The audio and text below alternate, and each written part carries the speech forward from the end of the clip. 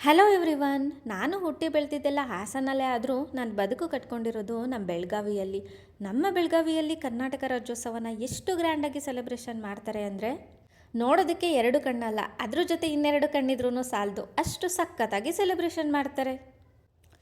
ಒಂದೊಂದು ಊರವರು ಒಂದೊಂದು ಥೀಮ್ ಜೊತೆ ಹಾಗೆಯೇ ಡಿ ಜೆ ಸಾಂಗ್ ಜೊತೆ ಕನ್ನಡ ಸಾಂಗ್ಗಳನ್ನೇ ಹಾಕ್ಕೊಂಡು ಹಾಗೆಯೇ ಕರ್ನಾಟಕದ ಬಾವುಟನ ಹಿಡ್ಕೊಂಡು ದೊಡ್ಡವರು ಚಿಕ್ಕವರು ಮಕ್ಕಳು ಅಂತ ನೋಡ್ದೇ ಎಲ್ಲರೂ ಡ್ಯಾನ್ಸ್ ಮಾಡಿಕೊಂಡು ಚೆನ್ನಮ್ಮ ಸರ್ಕಲ್ ತನಕ ಮೆರವಣಿಗೆಯಲ್ಲಿ ಹೋಗಿ ಅಲ್ಲಿ ದೊಡ್ಡದಾಗಿ ಸೆಲೆಬ್ರೇಷನ್ ಮಾಡ್ತಾರೆ ಕನ್ನಡ ರಾಜ್ಯೋತ್ಸವನ. ಅದು ಒಂದು ರಾಜ್ಯೋತ್ಸವ ಥರ ಇಲ್ಲ, ಕನ್ನಡದ ಹಬ್ಬ ಥರ ದೊಡ್ಡದಾಗಿ ಸೆಲೆಬ್ರೇಷನ್ ಮಾಡ್ತಾರೆ. ಪ್ರತಿ ವರ್ಷವೂ ನಮ್ಮ ಶಾಪ್ ಮುಂದೆನೂ ಮೆರವಣಿಗೆ ಹೋಗ್ತಾರೆ.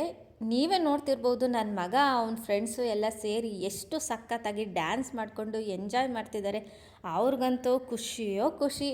ಅದನ್ನು ನೋಡಿ ನನಗೂ ತುಂಬ ಖುಷಿ. ಹಾಗೆಯೇ ನಮ್ಮ ಎಲ್ಲೂ ಜಾನೂ ಅಷ್ಟೇ ಫುಲ್ಲು ಪಳಾರ್ ಅಂತ ರೆಡಿ ಆಗಿಬಿಟ್ಟು ಅವರೂ ಕನ್ನಡದ ಹಬ್ಬನ ಮುಗಿಸ್ಕೊಂಡು ಡೈರೆಕ್ಟ್ ನಮ್ಮ ಶಾಪ್ ಹತ್ರ ಬಂದರು. ಇದು ಡೇ ಟೈಮ್ ಸೆಲೆಬ್ರೇಷನ್ ಆದರೆ ನೈಟ್ ಅಂತೂ ಇನ್ನೂ ಸಖತ್ತಾಗಿ ಸೆಲೆಬ್ರೇಷನ್ ಮಾಡ್ತಾರೆ.